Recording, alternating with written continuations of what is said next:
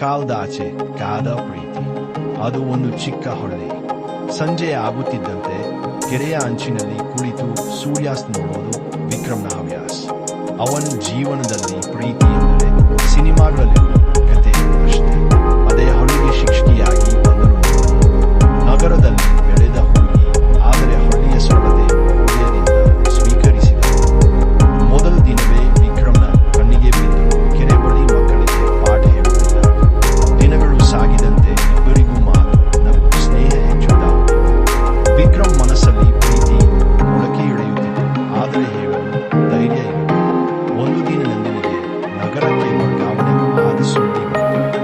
ಆ ಸಂಜೆ ಕೆರೆ ಬಳಿ ಮೌನವೇ ಮಾತಾಡುತ್ತಿತ್ತು. ನಾನು ಹೋಗಬೇಕಾಗಿದೆ ಎಂದಳು ನಂದಿನಿ. ನನಗೆ ಗೊತ್ತು ಎಂದು ವಿಕ್ರಮ್. ಆದರೆ ಅವನ ಹೃದಯದಲ್ಲಿ ಹೇಳದೆ ಉಳಿದ ಸಾವಿರ ಮಾತು.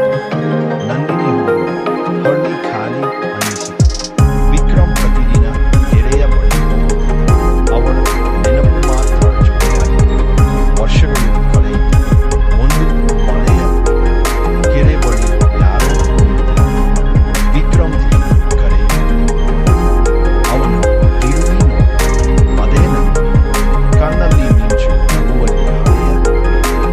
ನಾನು ಹೋಗಿದ್ದೆ, ಆದರೆ ಪ್ರೀತಿ ಇಲ್ಲದೆ ಉಳಿದಿತ್ತು ಎಂದಳು. ವಿಕ್ರಮ್ ನಿಧಾನವಾಗಿ ಹೇಳಿದರು, ಪ್ರೀತಿ ಎಂದರೆ ಕಾಯೋದು ಅನ್ನೋದನ್ನು ನೀನೇ ಕಲಿಸಿದೆ. ಮಳೆ, ಕೆರೆ ಮತ್ತು ವರ್ಷಗಳ ಬಳಿಕ ಮತ್ತೆ ಒಂದಾದ ಎರಡು ಹೃದಯಗಳು. ಕಾಲ ದೂರ ಮಾಡಿದ